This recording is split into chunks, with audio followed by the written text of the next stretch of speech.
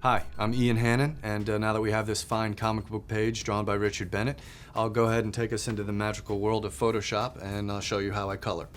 We're going to use this older version of Photoshop. There's a well-known glitch in the newer one that your cursor will disappear on you, and it's inconvenient for a demonstration like this. The tools are all the same in this old version. The process of what we're showing you with coloring comic books, it's all the same. Doesn't matter which version of Photoshop you use. I'm going to run this action, flat 300, and that'll get us ready to flat this page at 300 dpi.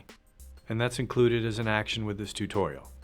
We're going to work at about 300 dpi, and we're working in RGB mode, and we have a line art channel that has our artwork. When the line art is on with the eyeball, you can see the art, but you can't affect it. We also want to make sure anti-aliasing is off, and that goes for our magic wand as well. Magic wand and lasso tool. We don't want any anti-aliasing because that will give us trouble later if we have those blends with the colors. So the first thing we need to do is flat the page, and this can be a tedious process, but you can't escape it. We need to section off everything that has its own color. So the first thing I do, I work typically large areas to smaller areas. So I'll start with the panels. Those are the largest thing on the page, the panels. So here I'm selecting each panel, and I'm going to lay in flat colors. You can either fill with the quick keys, Option Delete, or you can go up to the Edit menu, Edit Fill 100% normal. Will also fill your selected area, or you can use your bucket tool. That will also fill.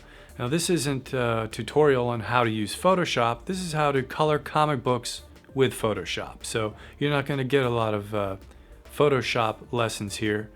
This tutorial assumes that you have a basic functioning understanding of Photoshop. Still flatting the panels. I'm getting rid of some pieces that we don't need.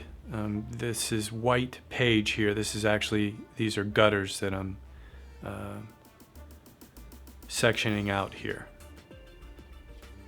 I find that I like to be more precise early on.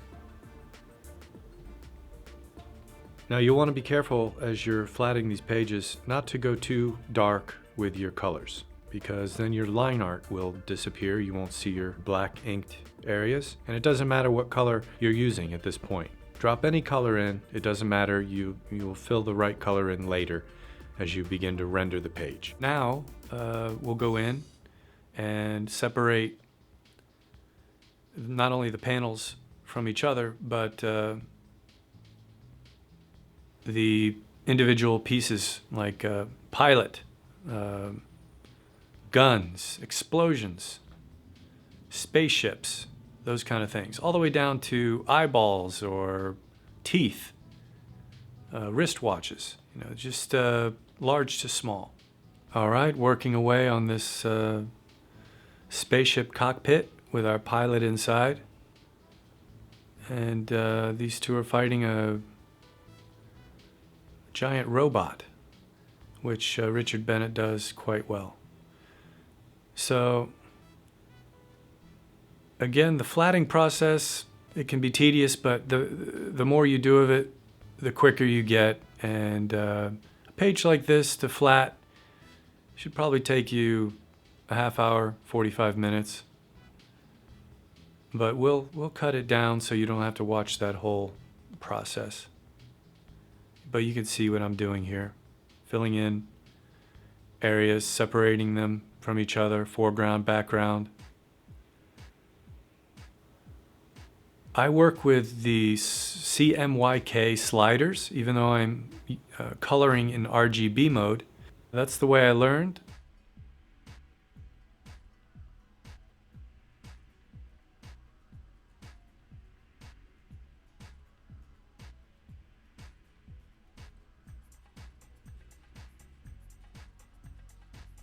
I started coloring comics for a medium-sized comic book publisher, and I pretty much got all my training from them, and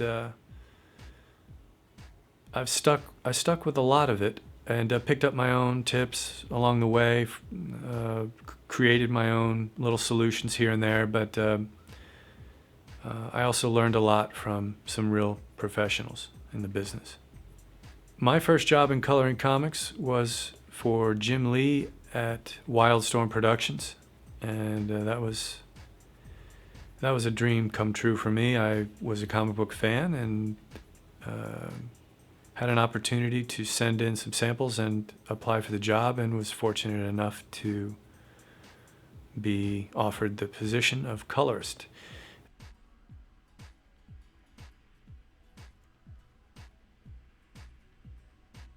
Here we're continuing the flatting process down to the visors, the fins, anything you think might have its own color. Anything that would need to be separated, this is the time to do it.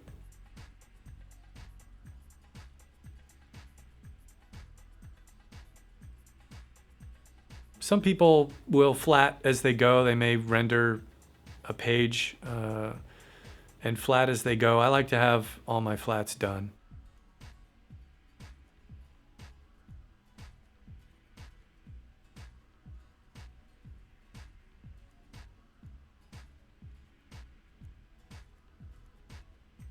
There's our eyeballs and Mom in the background.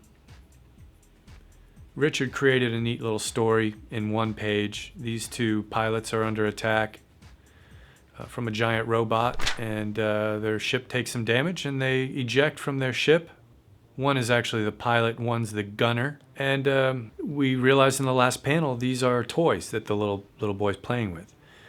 Now, once you get your flats done, you want to start rendering the page. Again, my thought is to work from background to foreground. So I'm working with the sky here. I've got a red flat put down in this background as a sky, but here I'm using a lighter red, even maybe an orange, and I'm taking my airbrush into that sky and just creating some lighter tones, creating some what will be clouds, some nice puffy clouds in the background here. And the reason I'm able to paint just this red sky is because I flatted it, so I can easily grab that single color with my magic wand, and when I use that airbrush, it's not going to affect anything other than that selection of that red sky. So my airbrush is set to screen mode. The more you paint with it, the lighter your color gets. I'll also use the smudge tool just at the top of the clouds to give them some form at the top.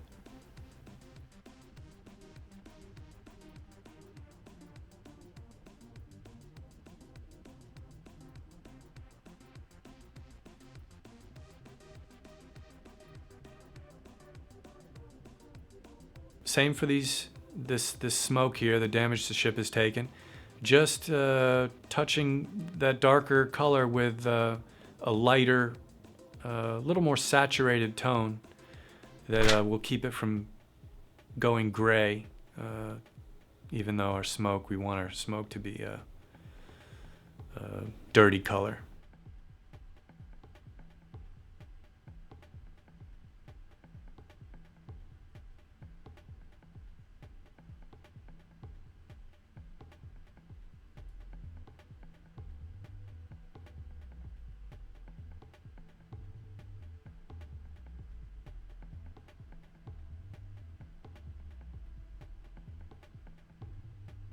Lighting up the cockpit from inside with these controls, and then moving to the outer edge of the cockpit.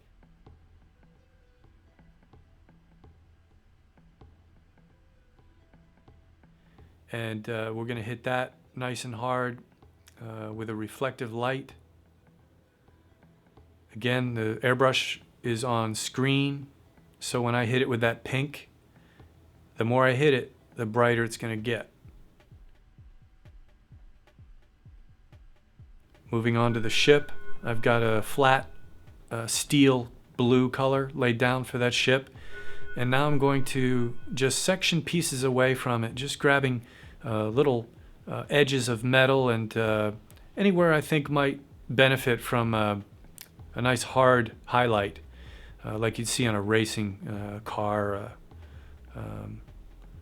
any kind of shiny surface. You're going to have those nice highlights on it.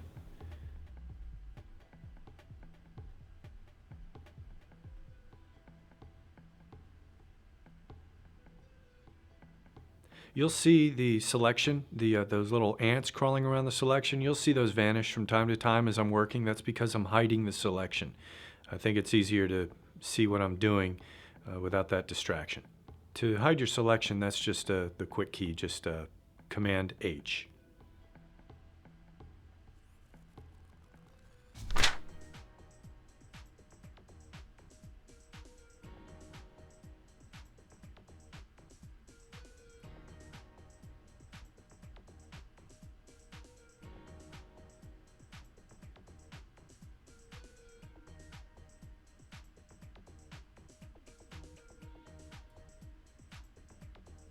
Here, working on the inside of this cockpit, just want to capture the form first by touching just a little touch of some airbrush here to bring out the shape. But then I'm going to go back in and cut some hard highlights into these little dash bubbles on top of his little cockpit control panel here. I've got a steel gray laid down. And of course, with these highlights, I want to grab something a little more saturated, a blue, something a light blue. And when I'm using my airbrush to add those highlights, and of course my airbrush is on screen mode, those highlights will really pop. Your metal, it's always a good idea to really give these metal bits some serious contrast. And now on this other side of the bubbles, these are facing the sky. And so it's always a good idea to bring your environment into the foreground by grabbing that red sky or that pink, and I'm going to hit the cockpit with that red. And that lets us know, that really sinks this ship, this spaceship into that location, because that red sky is reflecting off of this panel. Now we're believing a little bit more that this ship is really here, that they're really in that environment. To really make this metal shine, go back to my cockpit and hit those little highlights. I'm essentially roaming through the first couple of panels right now, just working on these hard bits of metal, adding shines.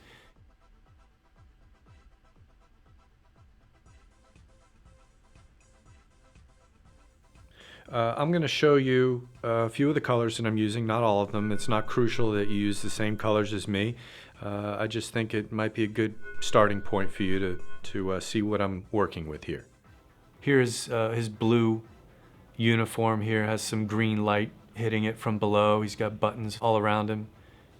Here in panel 2, they've ejected, and this is I'm treating this the same way, just hitting this with my airbrush on screen mode, and now they've ejected from their cockpits, and their neat little seats have little explosive jets that are taking them away from danger. So I'm going to add fire and light, and again, airbrush is on screen mode. I've got an orangish yellow color, very saturated, and I'm just painting it into this smoke, this gray color.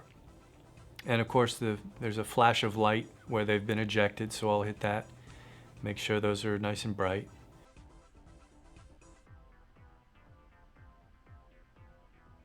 And after I airbrush, I'll go back in with my lasso tool and just select some hot areas, some areas where there might be streams of, well, either burning fuel or just the fire that's that you see in a trail of smoke in a jet stream or a comet.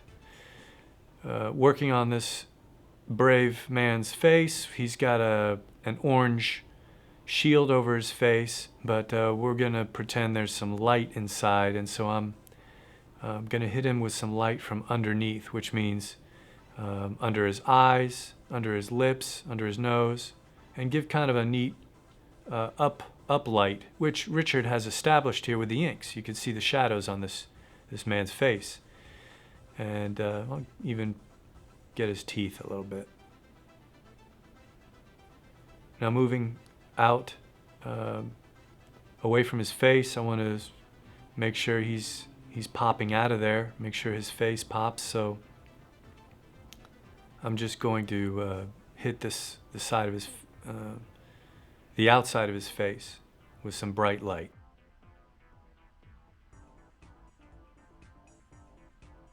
Now he's jumping out of there a little bit better. Moving to the outside of the face shield, we can hit this with a little bit of green light from these buttons. And just like that, he's got a nice reflection on his face mask. While I'm at face masks, I'll just put a little light on that one.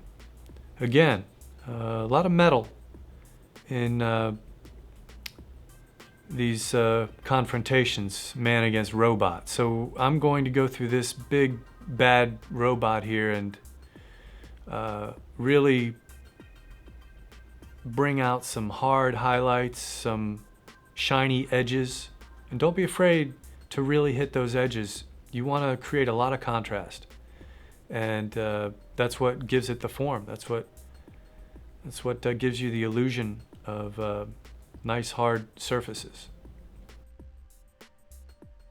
Now I'll take my eyeball, turn my eyeball off of the line art. We can see what it's looking like. We can see it's beginning to find some form, and that's just a nice way to check where your progress is at. Okay, we're gonna put a little red light on this giant bad guy. Again, that lets us know that he's really here in this environment with a red sky. You just need a little touch of that red on a few bits to have that sky reflect off of him.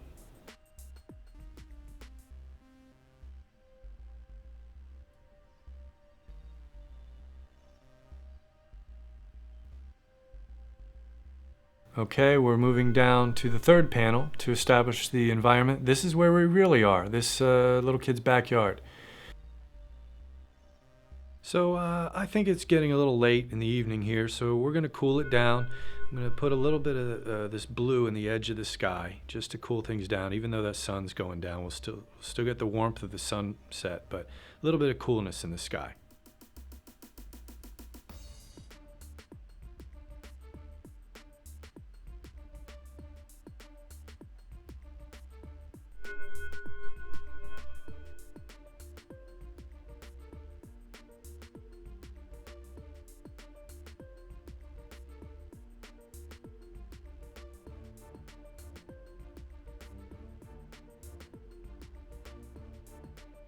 Now, this sunset, I'm going to really punch it, get a nice bright color here next to the ship. We want to draw the eye right here. Now, here in the environment, I want to cool the whole thing down again because it's getting to be evening. I'm going to take that same cool blue or purple edge that we have in the sky, and I'm going to just put my airbrush on color mode. I'm gonna just run it over the entire background, the grass, the brick wall here.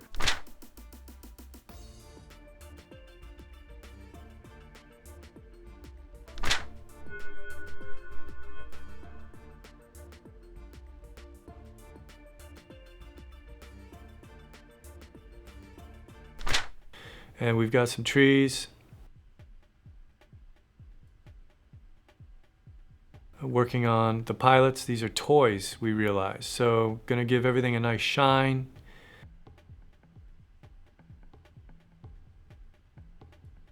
And here is the architect behind the story, the little boy. It's all in his head. So we're gonna do his skin. And so I'll cut away some of our selection to give a nice cast shadow And I'm using a nice saturated, warm tone.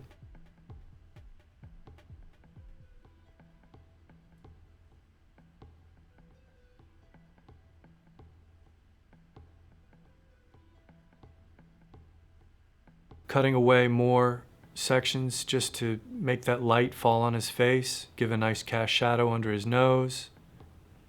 And again, my airbrush is on screen mode, so the more I hit this color, the lighter it's going to get.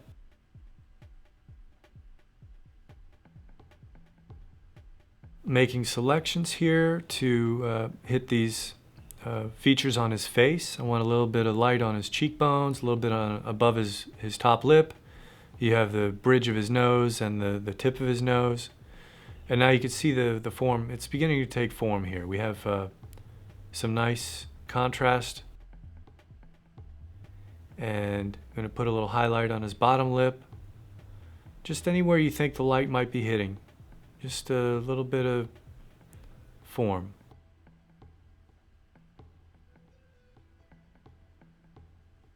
A little highlight on the chin.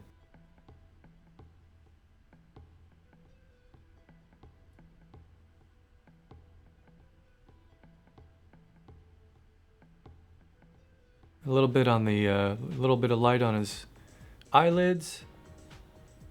Now, this is more than you need to do when a panel is very small or it's not quite a close-up. Keep in mind as you're rendering how much you want to actually do depending on the size. This boy is really the center of attention, and we learn that he's the focal point of what's happening in the story. We're going to give him some detail. But depending on how large your panel is or how large your figures are, you want to budget your time for that.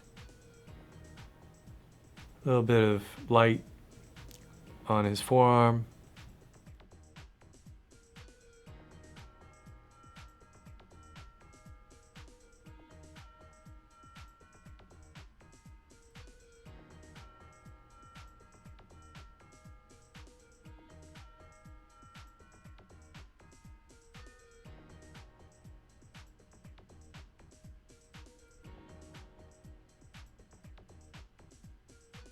All right, there's our big bad robot. He's really just a little toy. So we're still gonna add some nice hard edges to him, give him some nice highlights to indicate some form, and to make him look like a serious die-cast toy.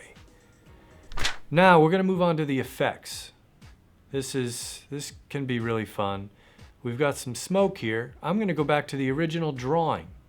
Before Richard inked it. So we want to copy this selection of this textured smoke, and we're going to create a new channel and paste it into that channel.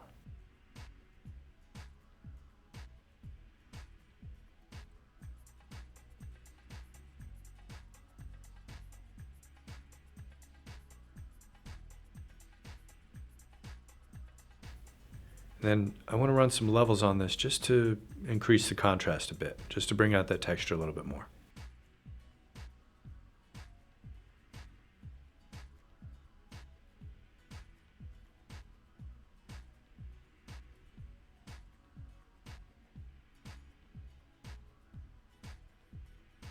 Now, since I've already rendered the smoke, I can't just grab that with my magic wand, so I'll go to the Flats channel and select it there.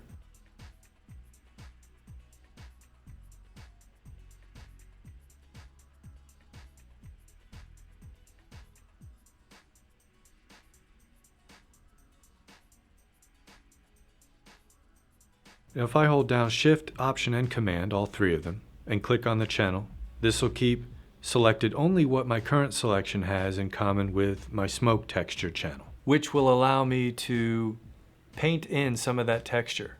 Now with my airbrush on Multiply, I can paint in that selection and give it some of that rough quality from the pencils. To complete the effect of the smoke, I'm going to again grab my lasso tool, make sure it's not on anti-alias, and I'm going to grab all of that line art.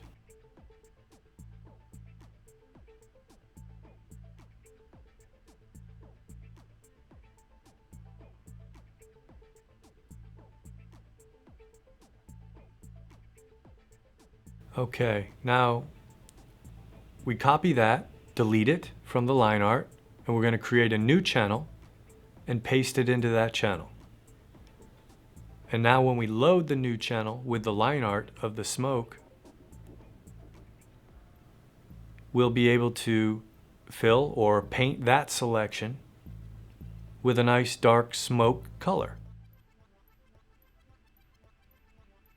Now we load this new selection with our smoke line art, and you can use your airbrush or your grad tool, however you want to accomplish this, but you want to put it on, either grab a nice dark color or even set it to multiply, and you're going to throw a little bit of that darker color on top of that line art, on top of that smoke. Again, wanting everything to appear as if it's in the same environment, I'm going to take some of that red from the sky and just touch the edges of the smoke. I want that smoke to look like it's in that environment. So now we have some of that sky color bouncing off the smoke.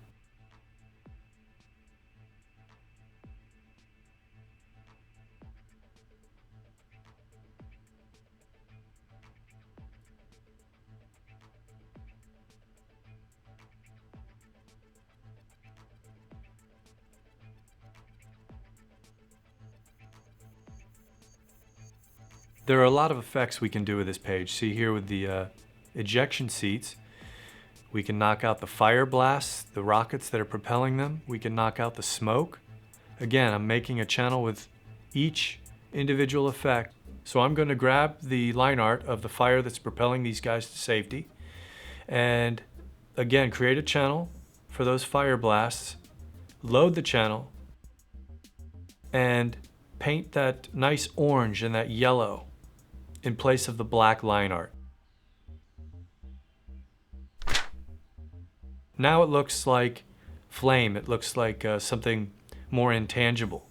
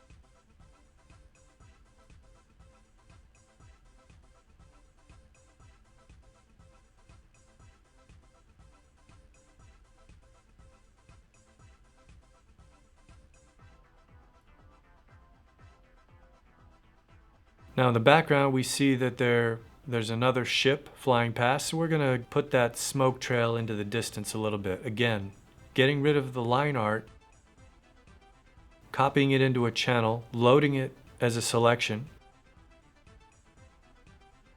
and giving it a little airbrush.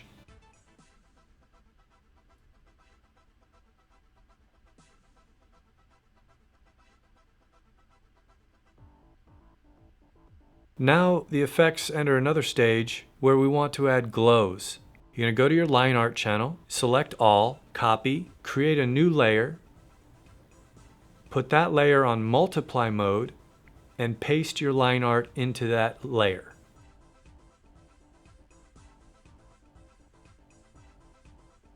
You can get rid of your line art channel, we don't need it anymore.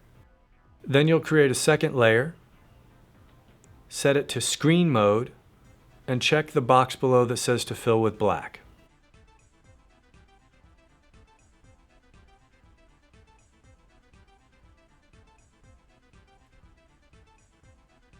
This process is included as an action as well with the tutorial. Now when I paint on my second layer, the one set to screen mode, it's going to give us the effect that these buttons are lighting up. Now we're going to zoom in here and look at these buttons. Let's make these really pop and glow like they're really lit. When you're doing the effects on this second layer, the screen layer, A lot of the time you'll want to use normal mode. It just makes for richer colors. Of course, if you need to go brighter after that, go ahead and switch to screen mode. I'll hit this TV screen here. There's little radars. And now we're really getting the effect these things are lighting up. Put a little light in his face.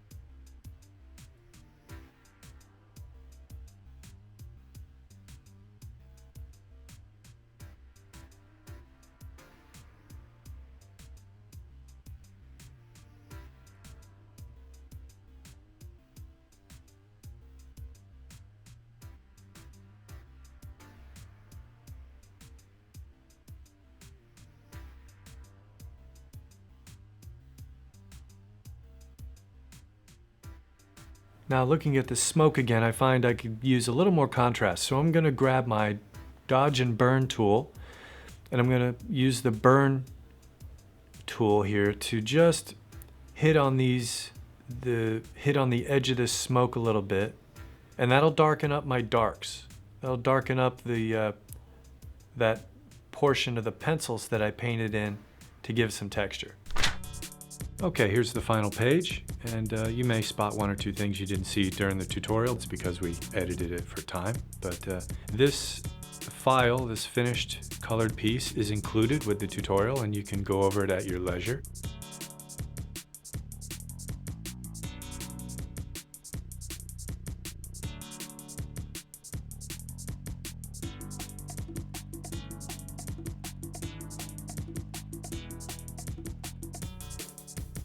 Well, thank you for joining us for our demonstration. I hope you had fun, and good luck with your comic book.